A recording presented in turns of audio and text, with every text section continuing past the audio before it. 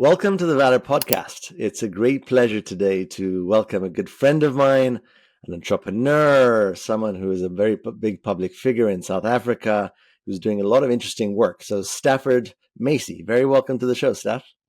Thanks. Nice to see you again, Tom.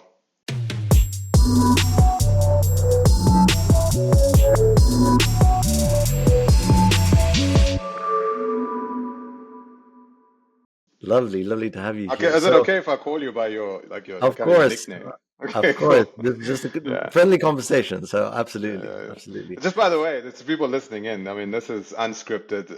Farzam and I have known each other for years, and we're just gonna have a conversation because we just thought like we got to get some stuff out, and we got to. And you and I have never done one of these. I've listened to your podcast in the past. I think you may have I've listened to been some of on my your stuff. previous podcast. I was on your previous podcast That's right. before, That but the that was tables the have turned podcast. now.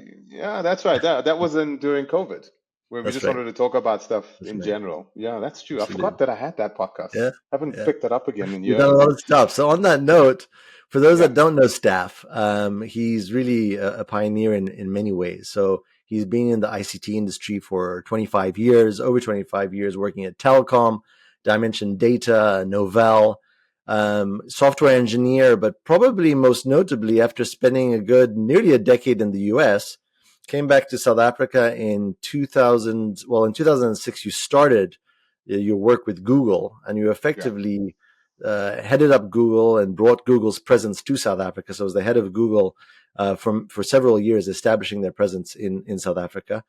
Staff is also the founder, entrepreneur. He's invented things like the payment pebble, the payment blade. These are devices that were launched by ABSA in South Africa, banks in Australia. He's an investor, nearly an investor in VALR. We didn't quite get that together, but nearly an investor in VALR. We should go into that, by the way. We should actually talk about it. Look, stop with the resume stuff. It's boring. No. Everybody needs to hear. Relax. Take a deep breath. Yeah. So then, and then also last couple of things, board member or several board members. He's a huge Bitcoin advocate, which we're going to get into right now. But overall, just a very good guy who's very well read. Actually, one of the things that I really appreciate you, Staff, is that you're always reading a lot. You're very, very well read. So on that note, I wanted to just stop embarrassing you maybe. So we'll stop the CV stuff now. Yeah. Cool. But just let's get a little sense for who you are, and particularly for our listeners on the VALR Podcast, how you got into crypto. Yeah, my segue wasn't exactly that. I started up a company called Thumbs Up, and that company was a company that was more or less the same time Square started, when Jack Dorsey pulled that little Square thing into a mobile phone. We were doing it actually before him, and we were told about him by the Visa guys. But we essentially built this thing called a payment pebble. At the time, we didn't even have a name for it, but it was a device that plugged into a phone that converted the phone into a card acceptance machine. So I was very deep into the fiat payment systems world, and I mean really at the base level, right? So we were building this device from the ground up in South Africa. We were sourcing components, assembling that product in South Africa, making it, manufacturing it here, doing key loading, secure key loading on it, doing all the PCI, EMV, all the certification stuff that goes hand in hand with payments processing. And essentially, we were one of the first companies in the world to take a non-secure device, a phone, and convert it into a platform that could accept a card payment, a secure card payment. It's very complicated. We were doing some very weird stuff. Like we would do sound to data, data to sound, because we were using the stereo jack in the phone. And that was the only way to communicate with the phone externally. We didn't want to do it through Bluetooth because Bluetooth was power hungry. It was erratic.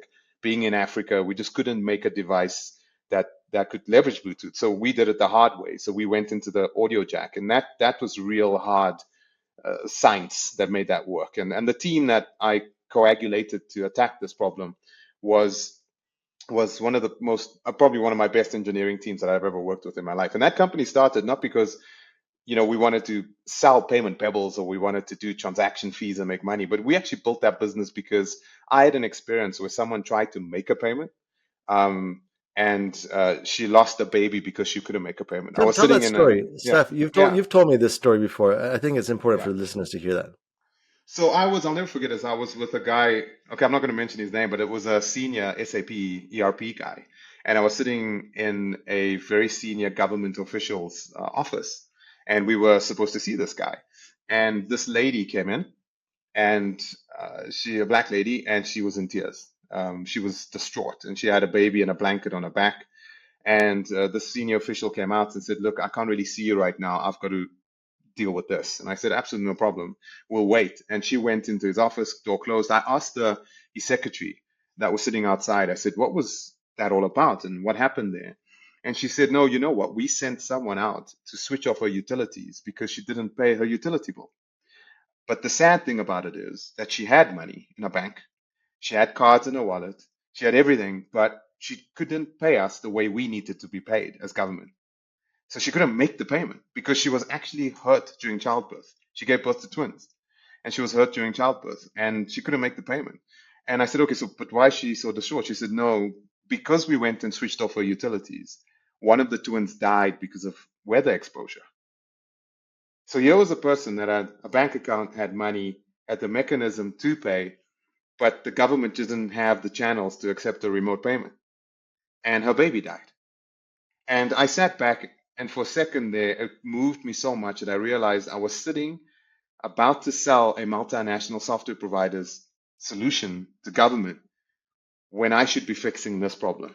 Like, I really had like a conviction fall on me, and I was in tears. I remember going downstairs in the elevator, and I was actually in tears, and I was holding it back because I was with this very senior guy from Germany, etc. And when I got into my car, I let loose, and I was just crying, and I wanted to do something about this. So I got a bunch of engineers together, and I said, what can we do? And we came up with lots of ideas: payment switches, gateways, etc.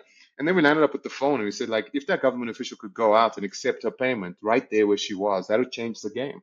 And there was nothing like it. This was the day before Yoko and Square and all the companies that you know today that do remote payment acceptance on a phone. This was on a mobile phone. It was still very anemic in terms of its app stores, etc.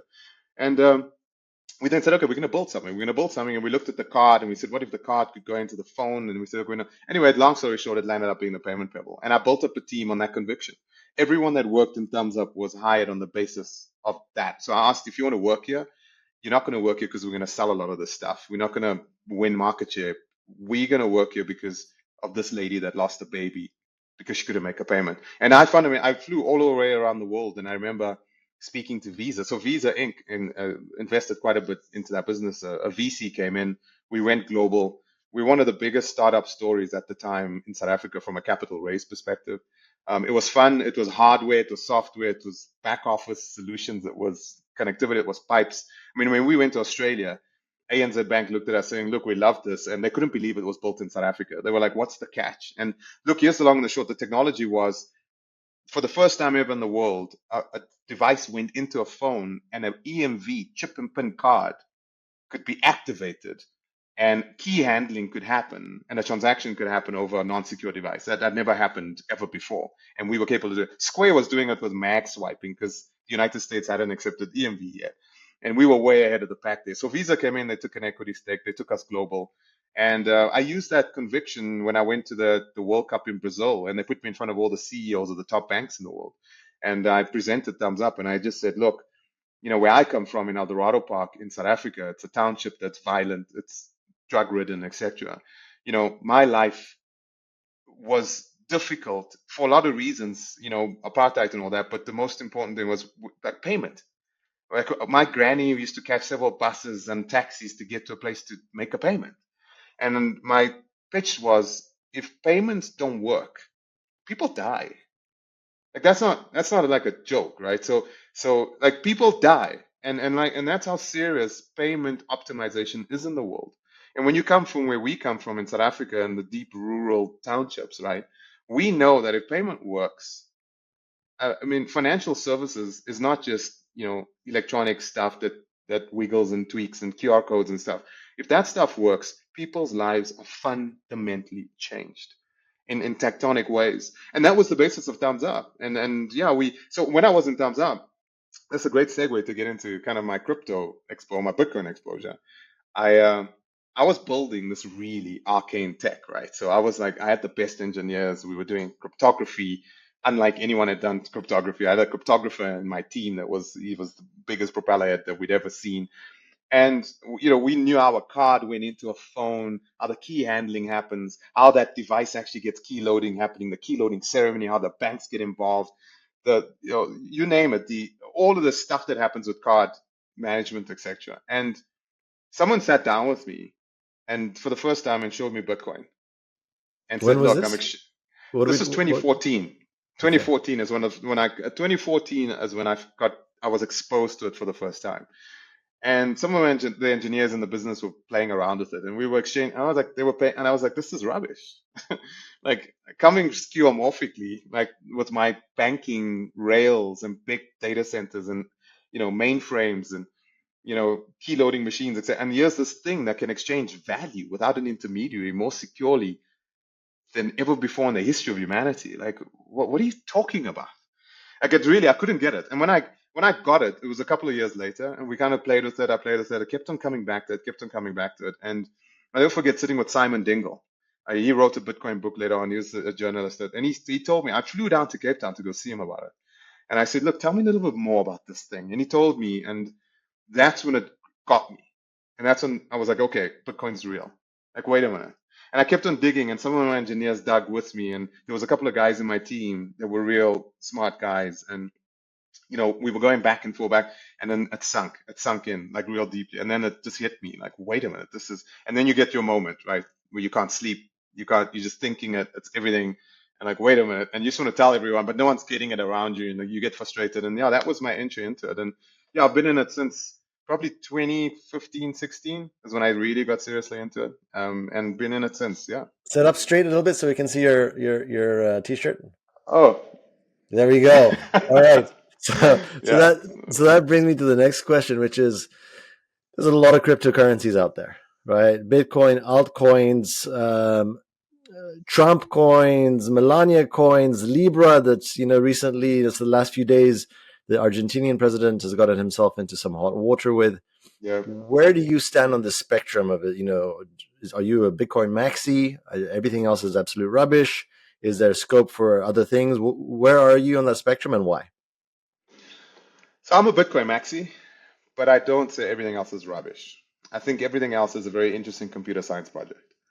I think hard money, real hard money that we've never seen as Bitcoin. I think everything else is a copy of it, and it's trying to solve a particular problem in either a niche. It's offering a scalability solution for something, or it's offering itself out as a protocol for interbanking exchange. I mean, those are interesting things. Um, but I have the view that whatever those things are, inevitably they start moving back to Bitcoin. Inevitably. That's my view.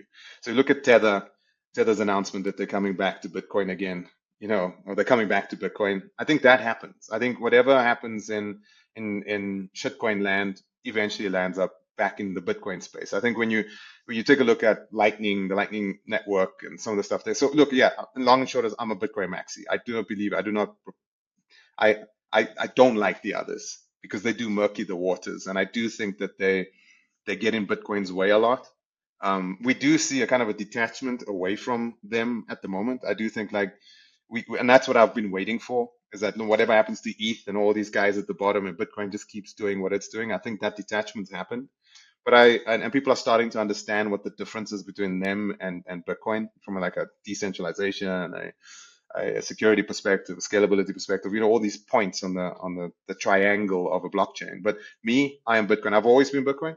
I mean, I've said it years ago. I don't believe in blockchain projects. I've heard private banks here working on blockchain projects, and I'm like, just use SQL services, man, and with web services, and you're going to solve the problem better. So yeah, I'm not in the movie. I love Bitcoin. I'm in Bitcoin and Bitcoin only. I'm a maxi. But I look at some of the other stuff and I think they're really cool, like NFTs, and I see my kids. I've got Gen Z's in my house, and I take a look at what they're doing with some of this stuff, and I think that's interesting. Um, Yeah. and yeah, so tokenization, interesting, but ultimately no. But there is only one.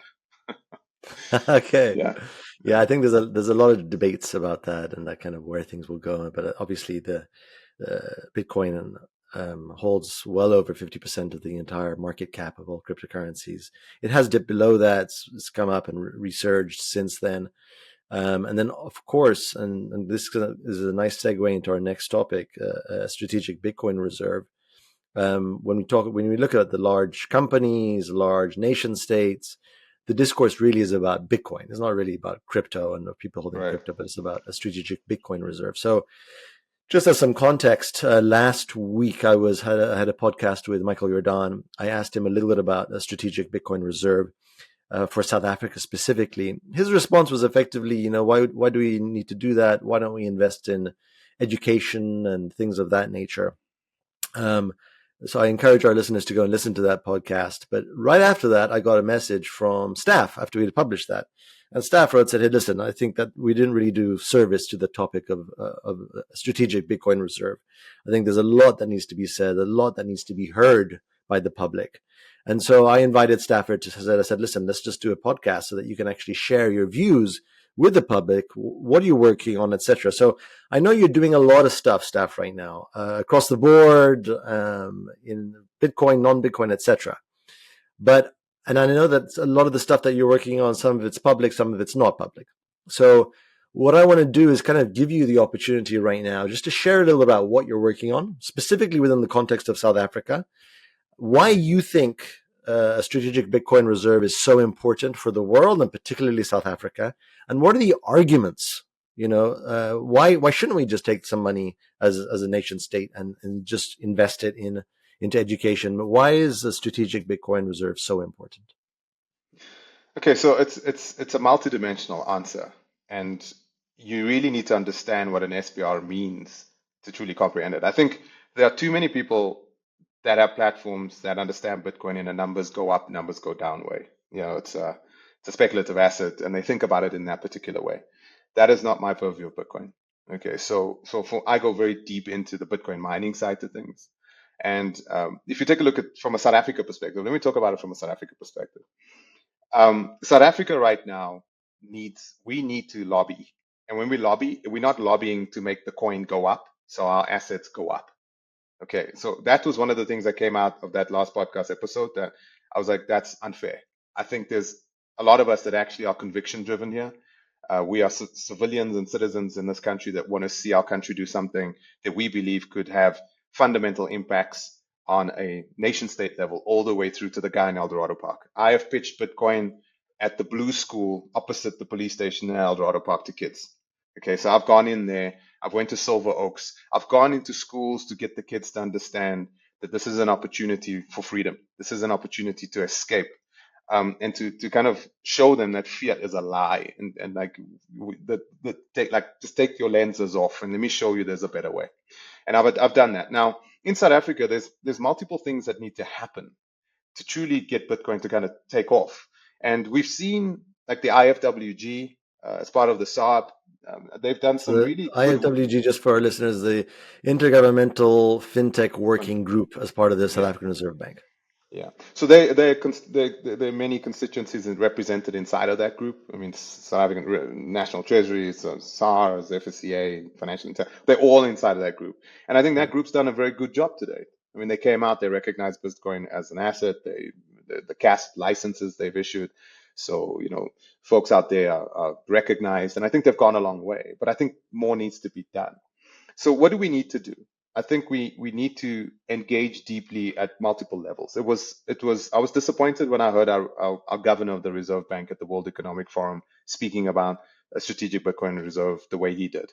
My reaction wasn't disgust or anything. Let's talk, because not everybody actually heard that. So basically, the governor, Lesetja Kganyago, was on a panel, basically was asked about the importance of a strategic Bitcoin reserve. His words, and I'm paraphrasing here, were something like, why a strategic Bitcoin reserve? What's so special about Bitcoin? Why not? And he said a strategic beef reserve, or a strategic mutton reserve, or even an apple reserve. So he kind of was just saying, what's so special about Bitcoin? Why not anything else? Right?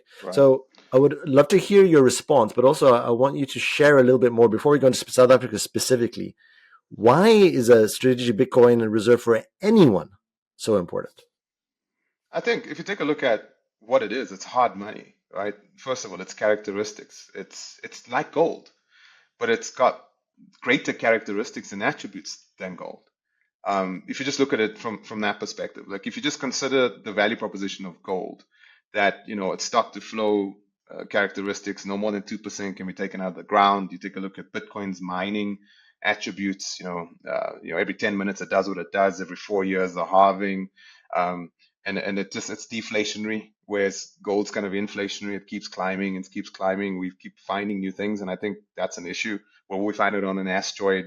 Things like that have been thrown around. Whereas Bitcoin, we just it's pure digital scarcity, and it just keeps getting less and less every 4 years. I think if you just Well, well, look at well, gold, yeah, well. This is just to be clear. So it still goes up, but it's going up by much less, right? So right now, so the inflation rate of the amount of Bitcoin is actually lower than that of gold. It's still correct, growing, but it's the investment curve is basically not the investment, but the issuance curve is going to go to zero. I think in the year 2140. So to that's your correct, point, hard money, and then also the fact that Bitcoin is the only asset whose supply is completely independent to demand. So it doesn't matter correct. how many people want to buy Bitcoin. There's an algorithm, and that algorithm is going to be the same till the year 2140 when there aren't going to be any more issued Bitcoins at that stage.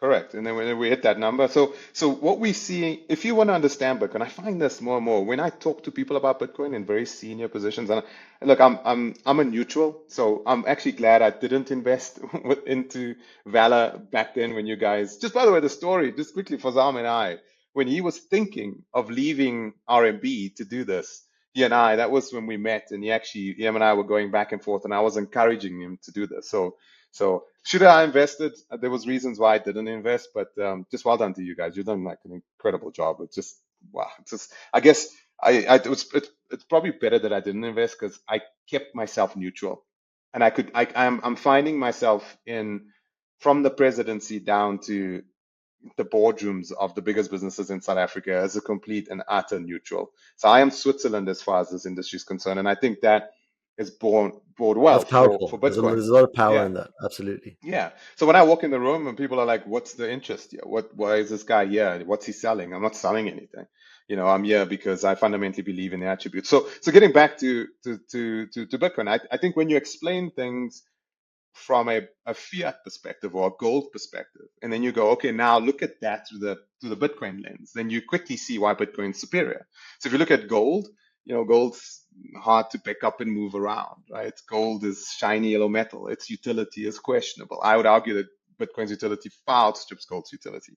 Um, you make arguments that that's very, very easy. I think it's Bitcoin for the last halving, its stock to flow ratio is now, better than gold's. It's gone down.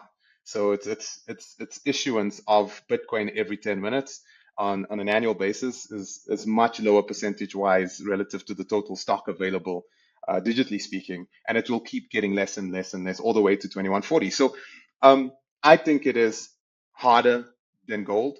I think it's got better attributes than gold, and I think for a country looking at its performance, yes, money go up. Yes, absolutely. It's an uncorrelated asset with in many ways in terms of its sovereignty, its immutability, etc. But in terms of its pure performance, it outstrips pretty much everything, and we know why, right?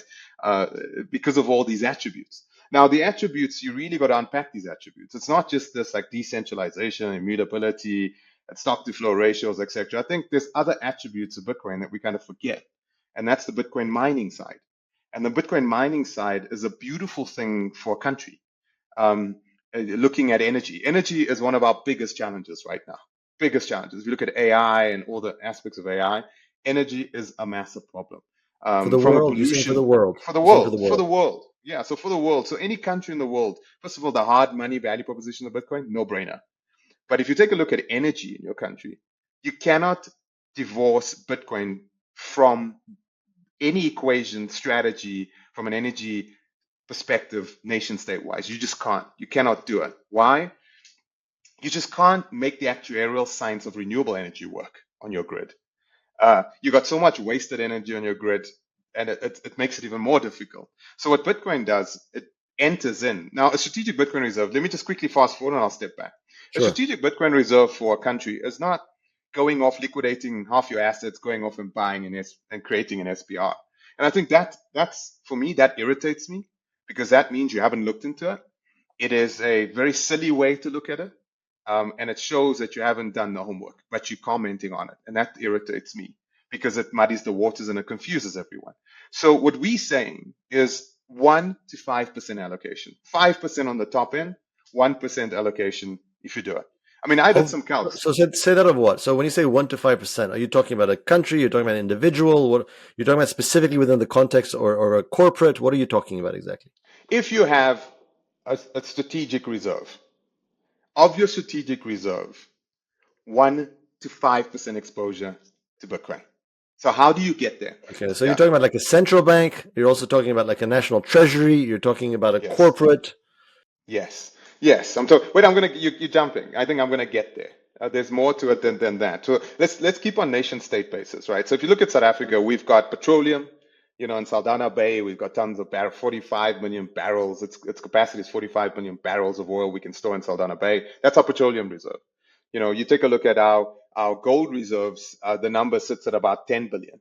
We got that stockpile sitting all over the world. Some in Bank of England, some in Switzerland, some in New York, and some over here locally, in Pretoria. So we disperse that. But we also have foreign currency exposure from a forex perspective.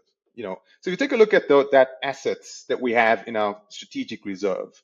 What I'm positing is a 1 to 2% combined Bitcoin should represent 1 to 2% of that reserve. Okay, now how do you get there? Do you go off and liquidate? Sure, you can. If South Africa, here's a stat for you. If South Africa had bought $1 billion of Bitcoin in 2015, considering our GDP at the time, I think our GDP, I was looking at the numbers there, I think our GDP was 346 billion in 2015. If you had taken 1 billion and bought $1 billion worth of Bitcoin for the strategic reserve, that would have represented, I think, less than, it's like 0.29% of GDP. 0.29% of our GDP would have been allocated to it.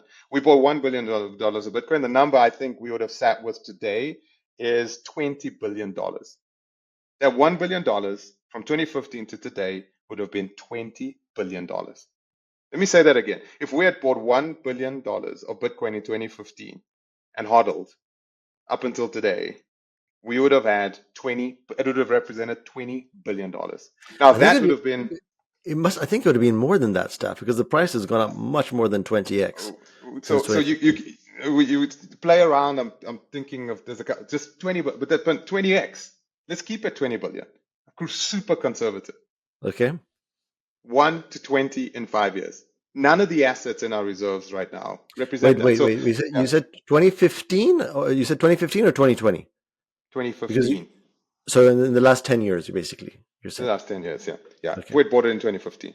So take a look at, just play around with that numbers, and you'll take a look at, Bitcoin would have just grown itself into a larger percentage of the strategic reserve, right? If we just hodled it. That's the one thing. So that's the number go up, number go down aspect. If we went off and just bought a little bit, $1 billion worth of it. That's and not realistically, by the way, it's about 100x in that time period. In the past 10 years, it's about 100x, not 20x. So, but the numbers sound stupid because you get to like GDP numbers when you go to high. But you're absolutely right. The numbers, it's astronomical, right? So in just 10 years, and that's the point. So from a pure performance perspective, extrapolating moving forward, if we did 50% of that performance moving forward, it would eat itself deeply into the total percentage pile. So from a value perspective, but you also, what you can do is you can earn Bitcoin. So one aspect is going off and buying a little bit of it. The other aspect of it is maybe dollar cost averaging, having a very conservative dollar cost averaging strategy, saying we will buy X amount per quarter, as we go. Very conservative number, a very small number. But the big one is the earning bit, where you can create an earning mechanism around your SPR, i.e., you could take a look at your energy assets in a country, and you could start employing Bitcoin mining to create strategic Bitcoin reserves with your curtailed energy. If you take a look at Eskom in South Africa, Eskom's big problem right now, it's well documented. Eskom's big problem right now is that we have all put solar on our roofs. Businesses have put solar on their roofs. So Eskom is dealing with a major issue, the duck curve issue, right? So in the morning, we shave, we use, we shower, etc., lots of energy, and then we go to work, and then we don't use energy. And then we come back again, and then we use energy again. In that curvature keeps collapsing because during the day, businesses are using renewable energy to power themselves. So Eskom has a big issue right now, that it has too much power and too little demand at night and in the middle of the day, and that keeps collapsing. In fact, it's around 2 to 3 gigawatts today, on any particular day. So it's got excess energy that it can't utilize. And you've got all the renewable projects that have gone live in South Africa. The renewable projects have a problem at the moment. They can't gain access to the grid. But also, when the sun is shining in the middle of the day, Eskom doesn't need the power. The wind is blowing at certain times of the day. Eskom doesn't need the power. You take a Bitcoin mine and you employ it within that context, and it changes everything. It stabilizes the grid. It starts monetizing wasted curtailed energy. You start building this up. And what the beautiful thing about it is, it actually makes the renewable energy framework work better.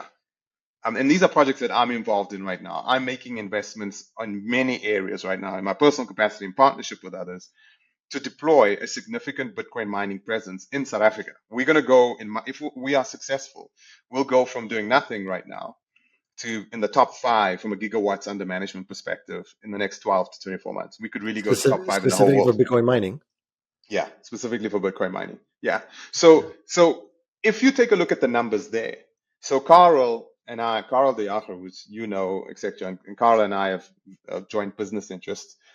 We actually did something for Eskom, and we showed Eskom that, and we showed it at the Bitcoin conference, that if By they the had way, listened to us.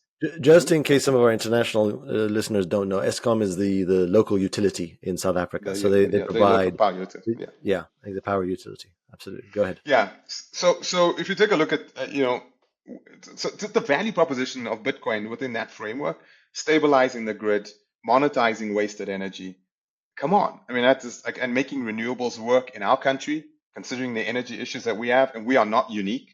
And the energy demand for large language models in the future and etc. keep going.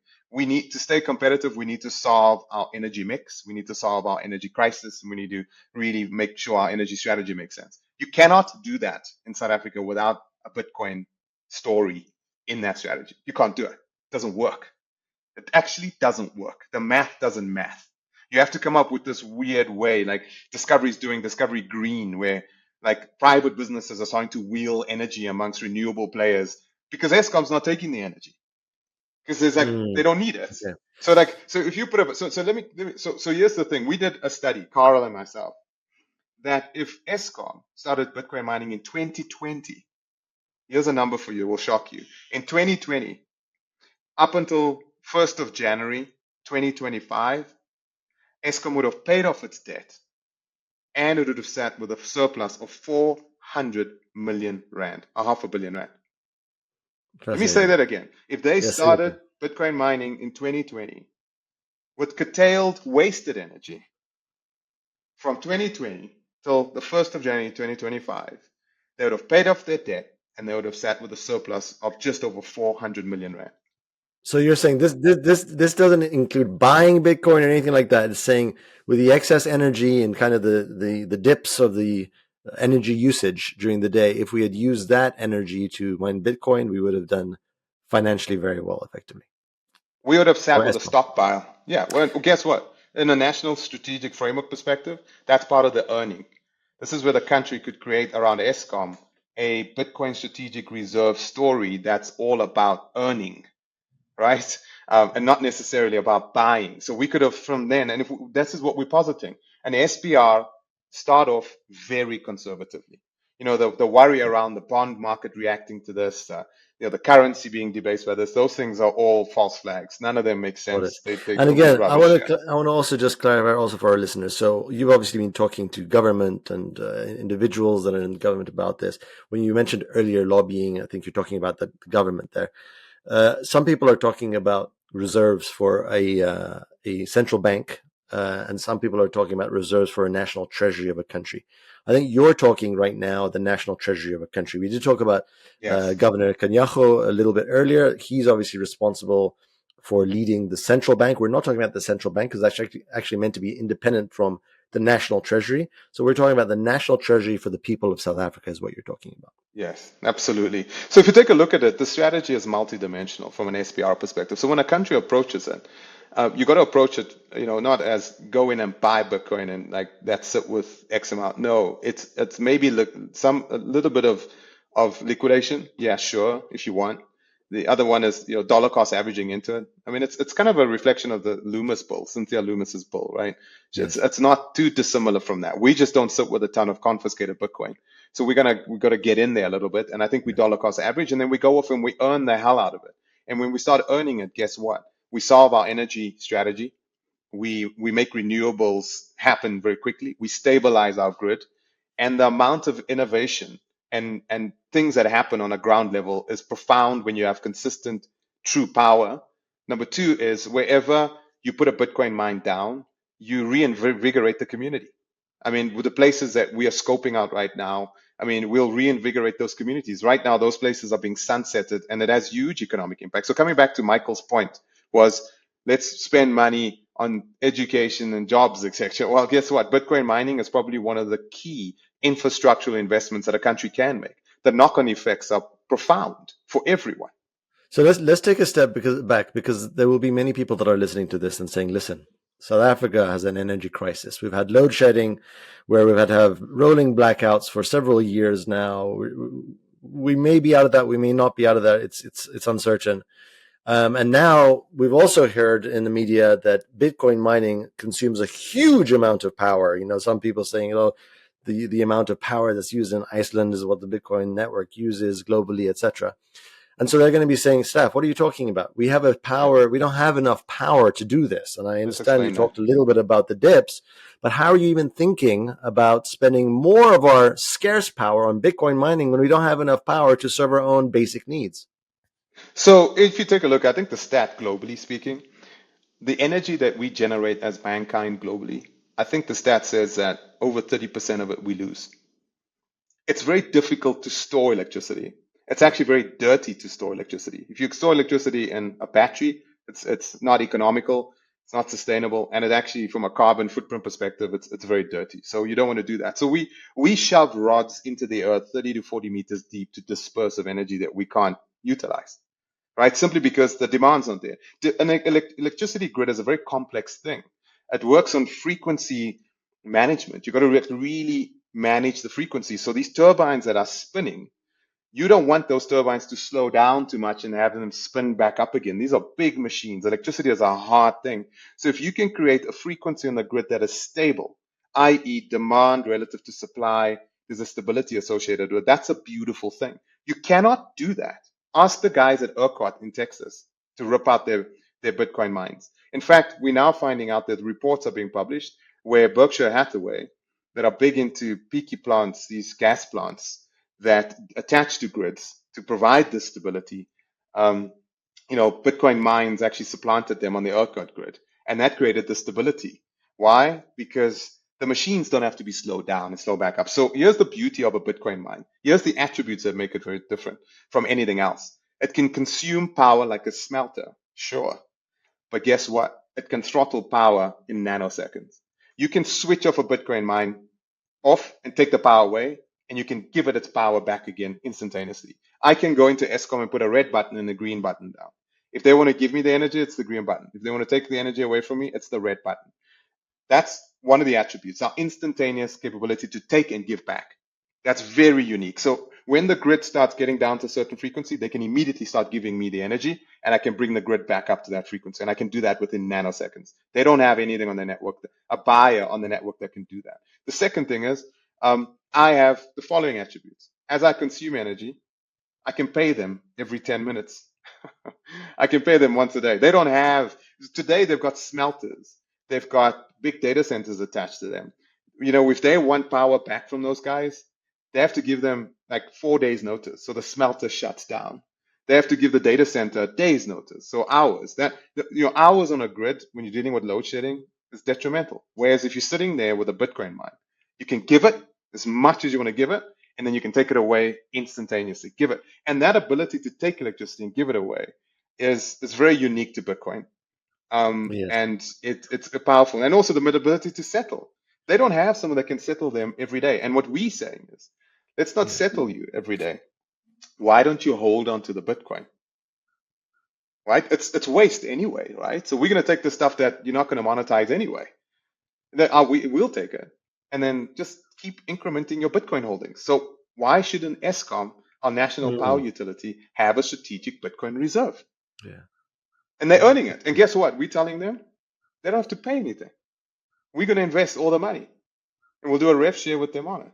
So no capital injection. They just have to provide us land, give us a little power connection point with a transformer, and step back. And here's the stat that we went live with. We said for every gigawatt that they give us with an availability around 60 to 70% per annum, we'll pay them R1 billion. 1 billion rand. That's the commitment. So I'm hoping that someone from Eskom is going to be listening to this podcast, because I think no. So Farzam, they're listening. They are listening. Good. Okay, so tell us a little bit about what's happening on that. Like, I know you've been talking to a lot of people. What can you share about what's happening actually behind the scenes that's not really right now in the public eye? I am under NDA. I've probably shared too much already because I am so passionate about it, because I really want to see this, because I think this makes it work for us as a country. This like solves our energy crisis. It really, really does. Managing an erratic grid is the biggest challenge that Eskom has right now. We've been in there deep. We understand their challenges, and let's just say it's moving forward. They're listening. It's beyond the listening phase right now. Eskom, I believe, will probably do something. Yeah, if it's not with us, they'll do it anyway. But they're going to do something. Okay, so two things I wanted to say. Number one is, I don't know if you've ever listened to that podcast between Ross Stevens and Michael Saylor. It's about an hour podcast, and I'm bringing it up because I really want also our listeners to go and search for it. Ross Stevens and Michael Saylor. It's a 1 hour podcast, 58 minutes or something like that. And in that, there's a lot of discussion about energy and the use of energy, particularly as it relates to Bitcoin mining, because I think the public narrative that's out there in the mainstream media is actually very deceptive. To your point, one of the things about humanity, we do not suffer from a lack of energy. There is a ton of energy. Solar energy, wind energy, geothermal energy. There's energy all around us.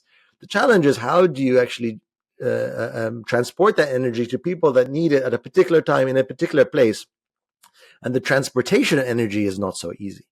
And so Bitcoin has many beautiful characteristics, because you can put Bitcoin mining where there is no human population and convert that energy into monetary value, and then transfer it on the Bitcoin network effectively at close to zero cost. So there's a lot.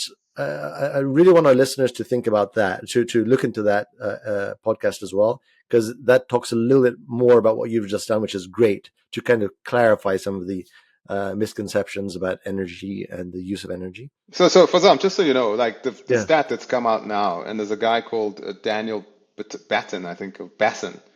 We can share his name later on. He does a lot of the research on that. I mean, he's just come out. More than 50% of Bitcoin mining in the world is done with renewables. It's done, Bitcoin mining with flared gas. Absolutely. Where I mean, if you keep digging in, then you actually discover this. And there's some projects that I'm involved in the rest of Africa, which I can't disclose, but those projects are in it. Think about it this way. You've got a huge hydroelectric instance, right? You've got this river, massive river. You can put all the hydroelectric equipment down, but you don't have the transmission lines to get it to the population, right?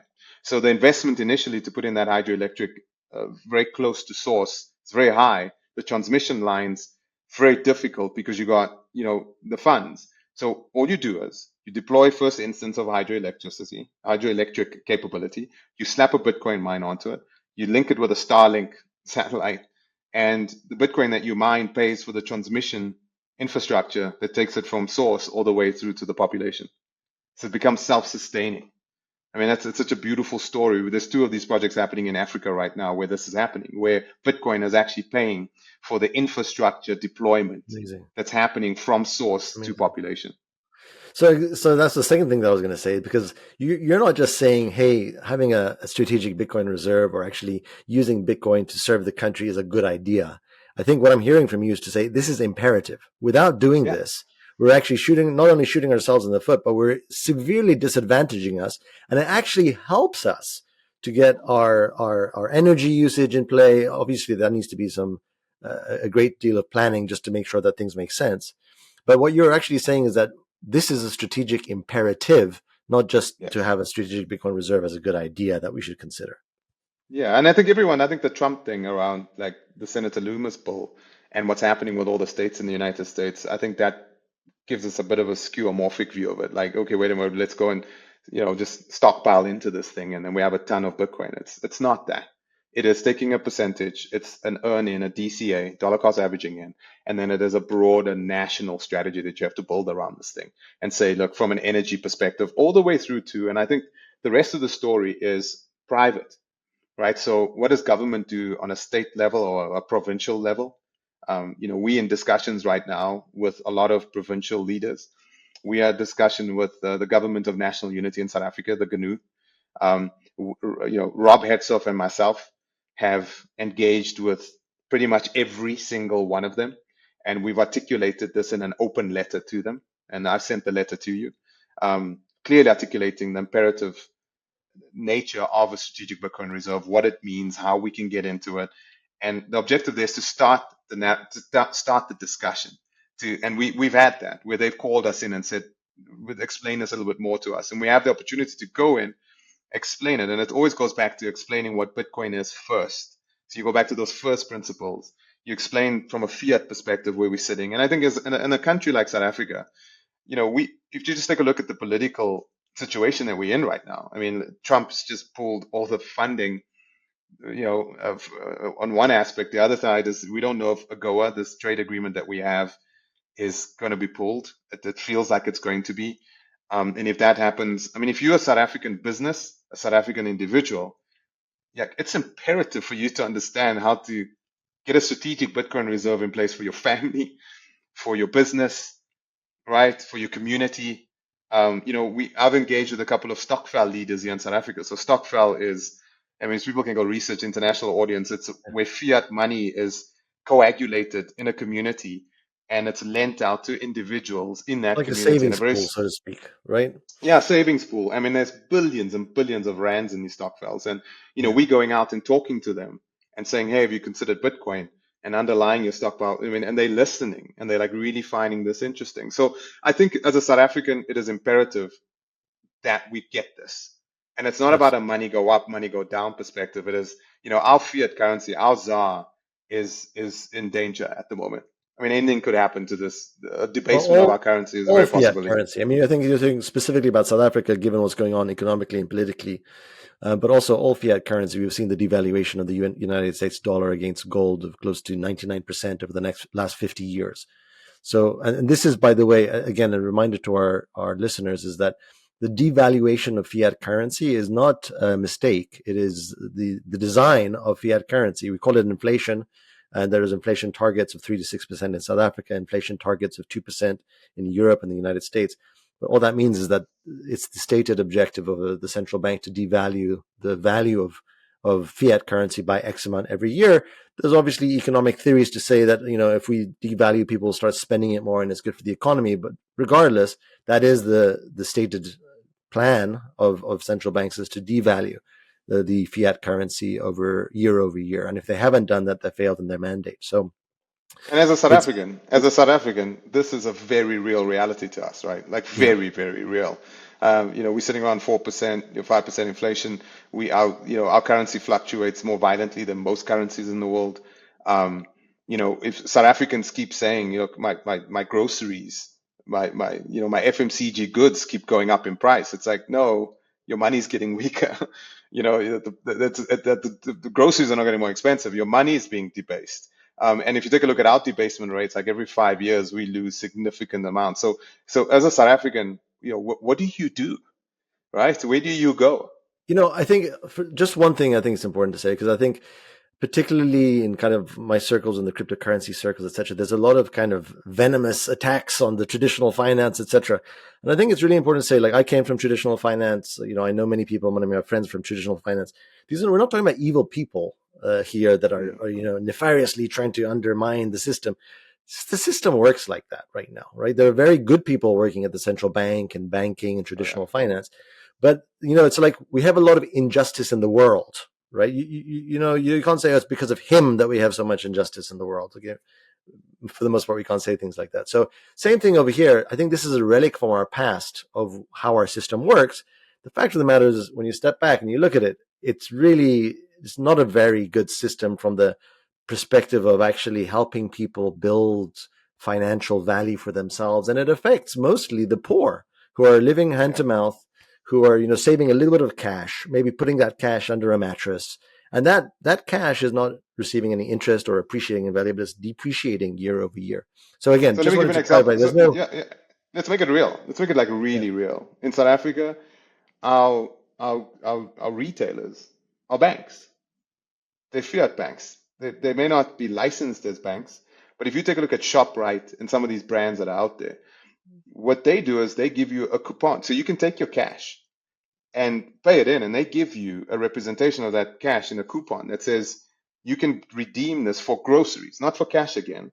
You can come redeem this for groceries. And a lot of black females in the rural townships utilize this. Why? Because their husband comes back from the mine, he's drunk, beats her up, he takes the money and he spends it, etc. So what black women do are the most responsible people with money that I've ever seen globally. It's quite extraordinary what they can do with money. So what they do is they take the money that they earn, and versus having the money in the mattress, they run to the retailer, give the money to the retailer, and they get a piece of paper that says, I can redeem this for rice, milk, X, da da da. The problem is, whenever you're going still back with that piece of denominated, still paper, denominated in still rand, though. denominated. Yeah, yeah, Yeah. exactly. And when they go back, that coupon's worth every 6 months keeps collapsing dramatically for them. And so they need something. They need an exit. They need a way to get out of that. And I think Bitcoin is that answer. And I think companies are thinking about this. I mean, I did some checking and I wanted to share some of this with you. And this is my argument. There's so much liquidity in private business frozen in South Africa, not being employed. I mean, the numbers are astounding. I was looking at it the other day. Like, the company reserves rose from 500 billion ZAR to 1.4 trillion ZAR in the last 4 years.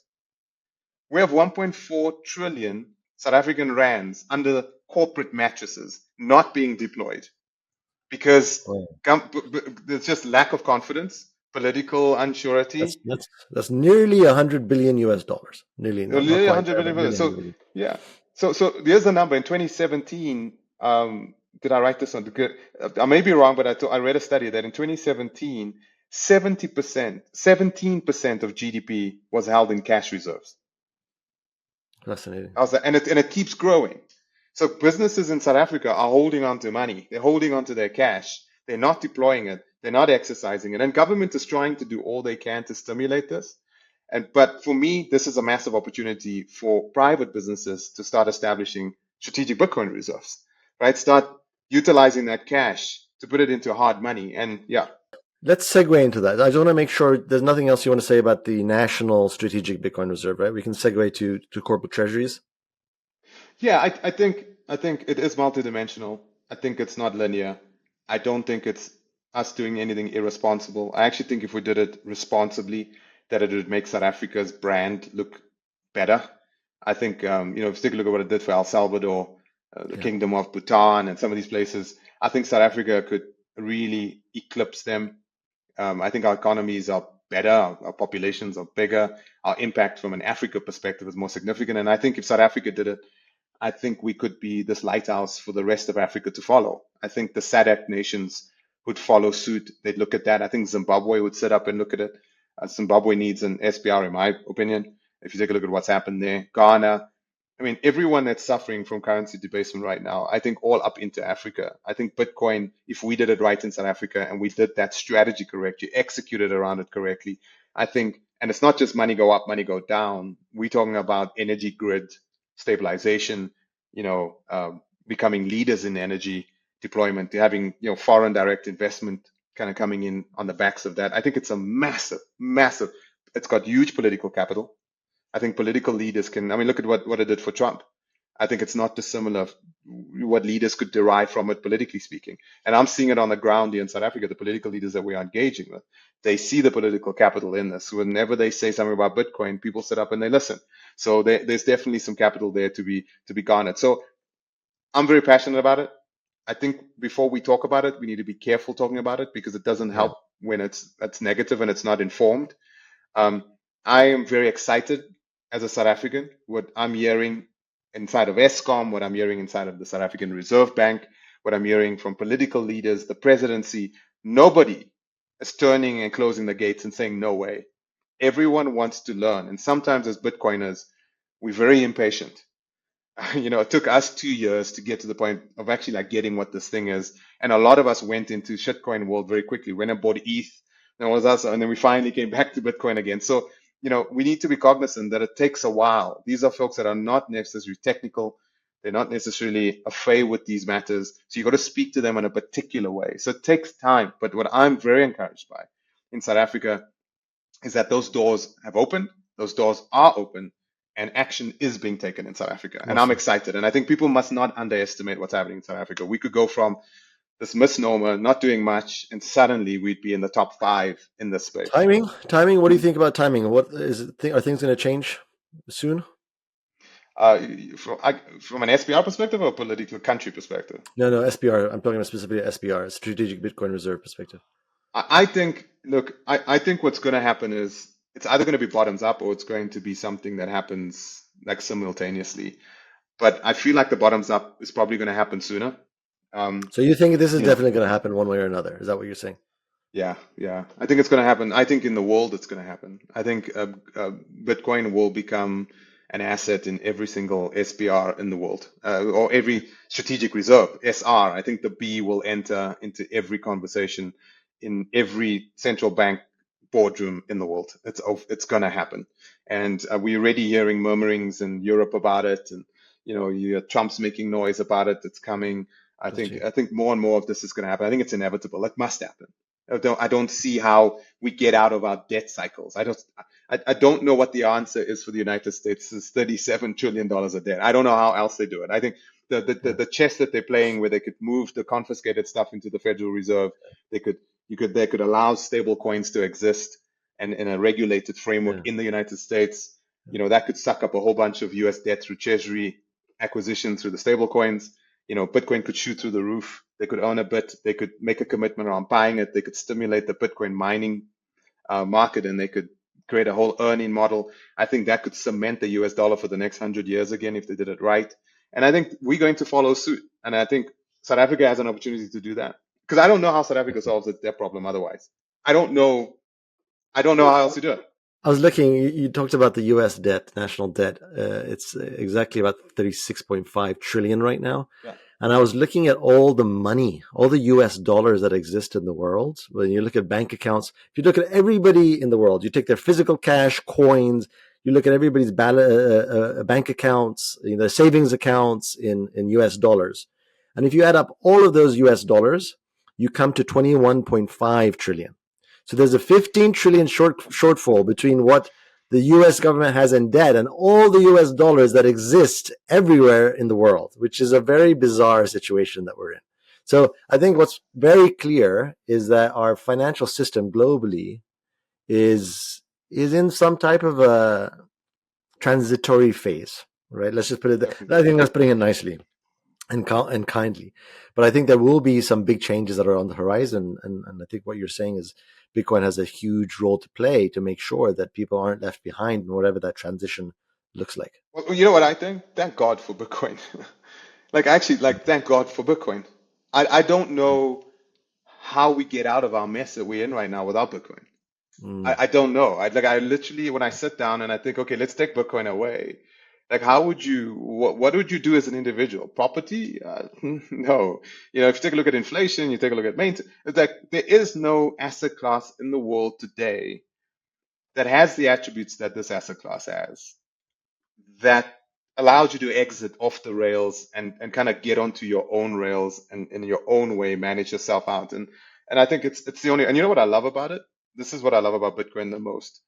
When I shared it with my children, what it made them aware of is money and what is money. Absolutely. And that's the beautiful thing. And people start looking around. They're like, wait a minute, where's the money coming from? Who gives me this money? How's this money managed?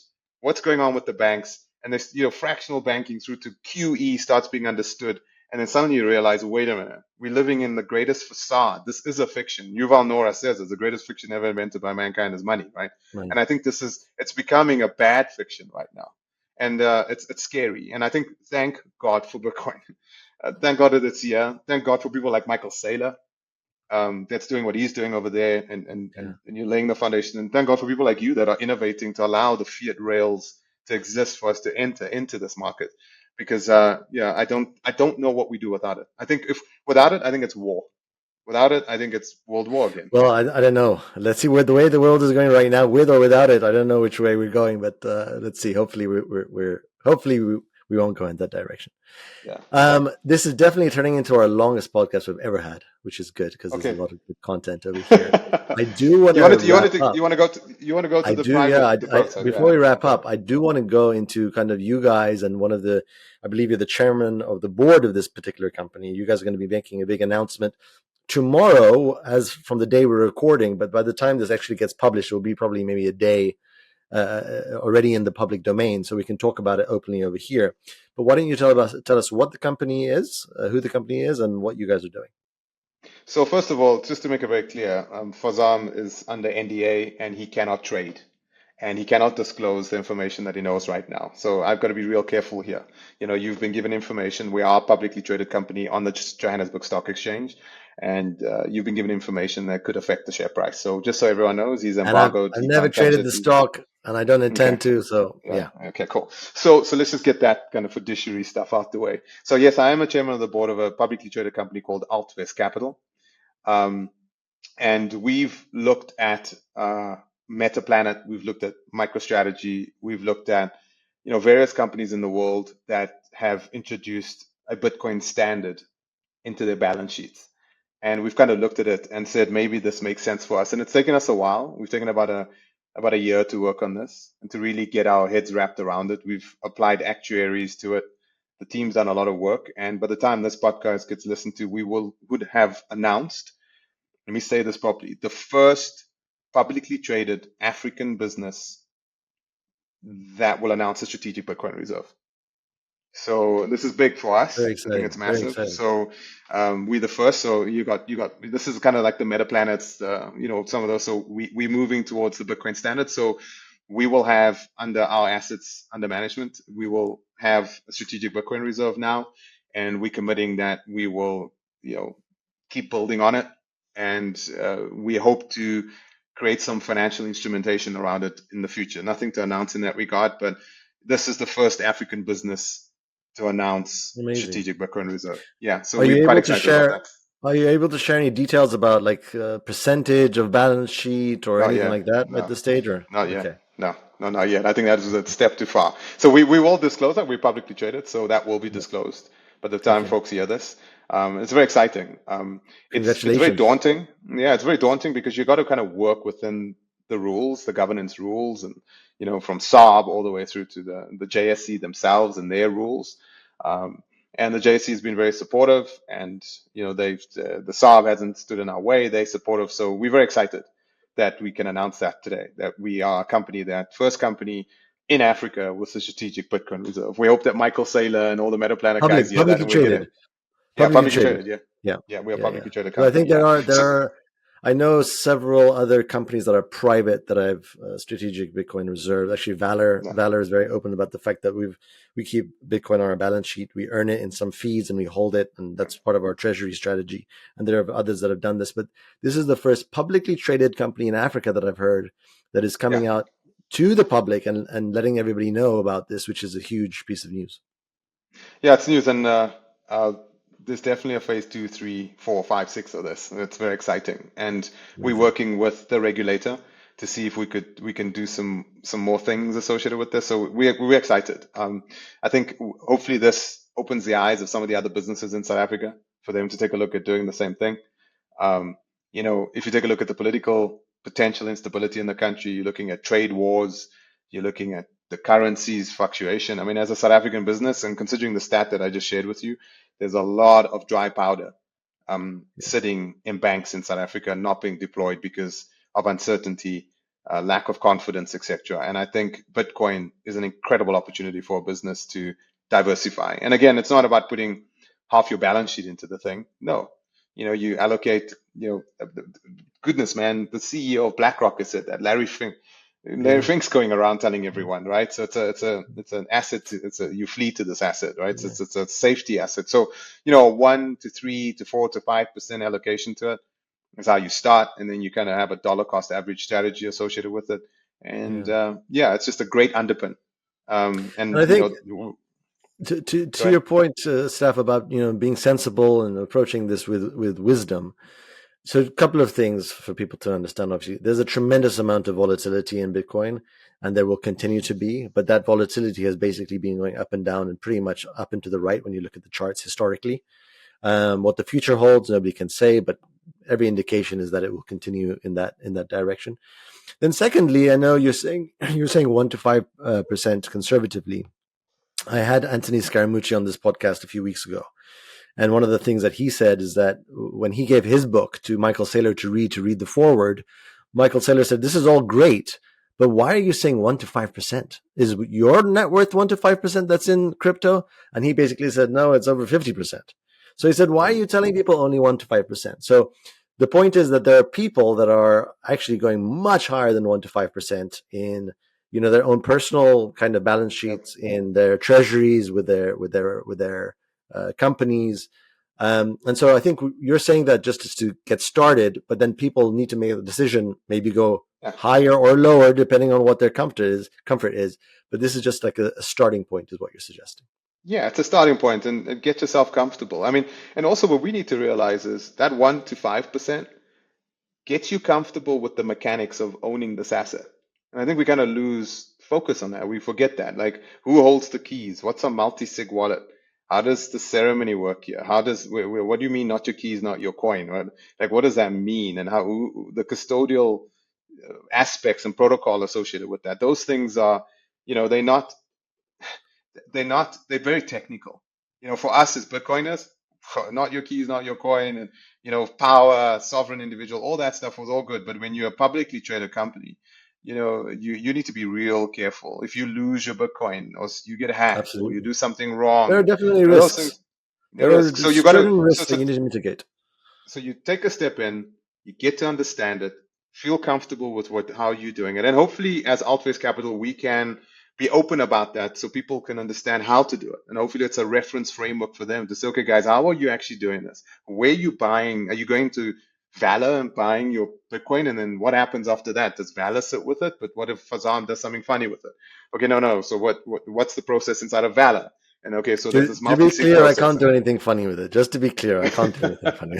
Just by the way, the only issue I have with you, is that you're not a Bitcoin only exchange. That's my only issue with you. So let's talk about that as a kind of wrap up. One of the things, one of the reasons we started VALR in the first place is to give the ability for people to kind of express their views on what Bitcoin is and the value it has, not in words, not in a public debate, but with their actual money. So if you think it's going to go up, then exchange something that you think is going to go less up for it, right? So buy with fiat currency or anything else. Then the second thing is, I think, at least for me, the world is a very complex place, right? And I think that my mind is too puny to really fully understand and appreciate all the different factors that are creating what we have in the world. So a very big view of VALR is to say, listen, it's not VALR that makes the decision of what asset's going to do well and what asset's not going to do well. Of course, we screen to make sure there's no scams that we're listing or anything like that. And there's clarity in what that is. But at the end of the day, we believe that the market should decide. So if the market, humanity, society, believes that Bitcoin doesn't have value, let them express it on VALR and let that price go down. If they believe that Ethereum or any other crypto asset has value, then let them decide. And when I say them, I actually mean us as society. So I actually take issue with crypto exchanges that if you're a Bitcoin only, no problem. But if you're there to actually allow a marketplace to allow people to buy and sell, to express their views, then allow them to express their views. Don't kind of say you're allowed to express your views, but only on this topic here, right? Which is Bitcoin. So that's why we kind of allow that, which is let the narrative play out. Let society make their statements through action, not just through word. And that's why we kind of, it's a combination of just kind of humility and then also the desire to let the market decide, not us, about what should have value. Yeah, I think it's tough, and I understand it. And there's also economics and capitalism involved in that decision, right? You've got shareholders, and there's economics of having an exchange, and from a competitive perspective too. So I get that. I just think it makes it difficult for regulators, because when we engage with regulators, I'm going to keep it plural so we don't stick on Yeah. one particular entity. I mean, what I find is regulators really struggle. We all, like, I can tell you now, all the banks in South Africa want to custody Bitcoin. I was on the board of Discovery Bank up until the end of last year. You know this very well. I Yep. can tell you what, if they were allowed to custody crypto, they'd do it tomorrow. We know that banks have actually spent hundreds of millions of rands, if not billions of rands, on innovation in the space. The reason they can't do it is because the South African Reserve Bank doesn't have a mechanism to manage them. When the Prudential Authority walks into a bank, the Prudential Authority in South Africa is part of the South African Reserve Bank. It's an entity that keeps banks responsible. So they walk in and they take a look at the bank's reserves, they look at the operating model of the bank, they look at all of that stuff inside of a bank. I remember whenever the PA came in at Discovery Bank, I'd always surface what about Bitcoin? And they'd laugh and et cetera, et cetera. And since I have discovered, because I'm not there anymore, and the reason I left there is because I wanted to be neutral. I wanted to be able to walk into the SARB and actually talk about this stuff. What I discovered inside of the South African Reserve Bank is that there's a lack of tools. They don't actually have the technological tools because the industry doesn't have. I mean, you can, in the United States, SARB 121 falls away, right? So, okay, great. So now all the banks want to rush in. The problem is, how does the SEC, how does the regulator, the Federal Reserve in the United States, actually keep banks responsible relative to the custodialness of their crypto? We don't. So things like proof of reserves, all the way through to the entire gambit of governance associated with this. There aren't clear frameworks in the world right now. No, There we aren't still need actually to. a lot of tools. No, I think first of all, education. To your point, like we're still, there's a lot of education that's needed within the crypto community and without about Yep. what crypto assets are, but also about what laws and regulations are. So like there's laws and regulations are there to serve society. They should be serving society, right? And then also those tools. This is all kind of very new. I mean, this is an asset class that's 15 years old. It's in the prime of its teenage years. So I think there's a So lot by of the work way, for all of us to do. So I'm investing in a company right now. I'm a shareholder in a company that builds out proof of reserve architectures and tools. Yep. So we're engaging with the SARB right now to offer them a framework and an architecture to build out these tools to enable them to keep folks like yourself, like VALR, responsible, right? All the way through to, like, how do you do tax, especially when you go crazy with Farzam's shit coins, right? You're buying this, I'm trading this. How do They're I not do a mine. tax They're report? not mine. They're not mine.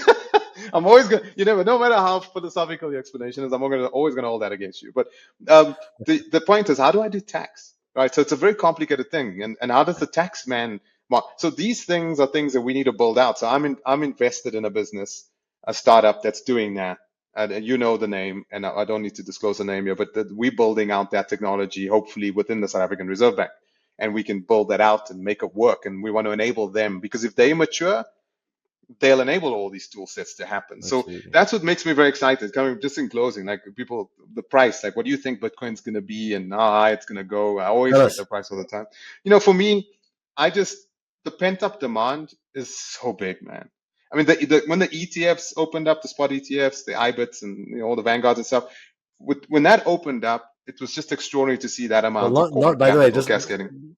not Vanguard. Vanguard is the one that said they're not doing it. Just Sorry, not the yeah, Vanguard guys. I'm talking about the IBITs the and all the others. Fidelities and the Black Rocks, Fidelity, etc. Yeah, that's Fidelity. I always mix up yeah, Fidelity and Vanguard. Yeah, so I mean, the amount of corporate tsunami wave of capital just went in there. I think that should be a delimiter to it. Like, wait a minute. So these guys couldn't get and with the beauty of Bitcoin, and I think Saylor said this, and it really hit home for me, was when he said, like, you and I can own an asset before the big businesses can. yeah, absolutely. But that was so cool, right? Like, we can actually own this and they can't because they It normally regulate it and happens they've the got other way rules. around, right?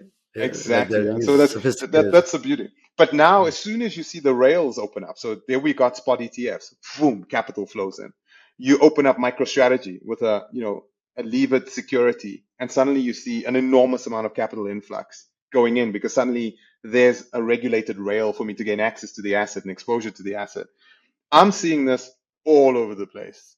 So Yeah. for me, the only reason we haven't seen more capital cascade in is simply because the regulations have to catch up to where this thing is right now. But as soon as it does, as soon as the regulators have the tools in place, as soon as the capital markets have governance frameworks in place, I think what we're seeing right now is nothing compared to what's going to So 10 start years, flowing in. 10 years time, what do you think the price will be? 10 years. Oh, if I, yeah, Any time frame you I, wish. 5 years, 10 I, years. I don't like the number. I'd like to rather speculate around the assets that it's going to kind of take on. So right now, what it's sitting at 2 trillion, so it's kind of just bigger than Saudi Aramco. I think the numbers when it hits like 150,000 to $200,000, it starts jumping around where Microsoft is. I think when it kind of hits up north of 200,000, that kind of jumps above like the biggest guys like the Nvidias, and it goes above that. And then I think what sits on top of its head then is that $16 trillion gold target. So I think that when it starts etching into that, you start getting into like the $400,000, $500,000 mark, and then I don't know what the world looks above $500,000 Bitcoin. I don't understand it. So Okay. my ceiling is I get to $500,000 and I can kind of see the asset classes that it would jump over and maybe kind of liquidate into it. So I think people kind of giving up on gold and cascading in, or at least diversifying and adding to this. I think real estate, commercial real estate, art, the overall kind of space of where money is living right now. I think, $500,000, I can see the math getting there within the next Gotcha. 10 years. I can kind of get that. Above $500,000, I think is loony land. I don't understand it yet. I think it will. I just don't, my mind doesn't have the data to compute that yet. Right? But so for me, if it, a 5-year scope, I think $500,000 a coin, 5 years, Okay. I think. Awesome. Yeah. That's my view. Steph, that's a fantastic conversation. So first of all, Thank you thank for you very having much me, man. for coming Finally. on. I think we may have you on again in the future. I think there's a lot that's happening. I think you're doing a lot with the, with the government and with officials and just trying to see what happens there. So keep me updated. Let me know if there's more news for us to share. We'd always want to share more news with our listeners. And also, best of luck. I think there's a lot of work to be done, not just education, but also just making sure the right strategic moves are made for South Africa and every country around the world. Well done for doing your best to move the country in the direction that you think is best for everybody. All South And I Africans. just so that all the Bitcoiners out there in the world that listen to this, things are happening in Africa. It may not be front page news. It may not be things that you can talk about. Sometimes things have to happen silently because people have to be brought on board. You have to just be patient. But things are happening, and I'm very excited. I'm very, very positive, and I hope that South Africa will leapfrog and do something that will be quite amazing in certain aspects soon. And hopefully we can break some of that news here on that podcast. But thanks for having on, my friend. It's always a pleasure to speak to you. Always. Thanks so much, Steph. Much love as always.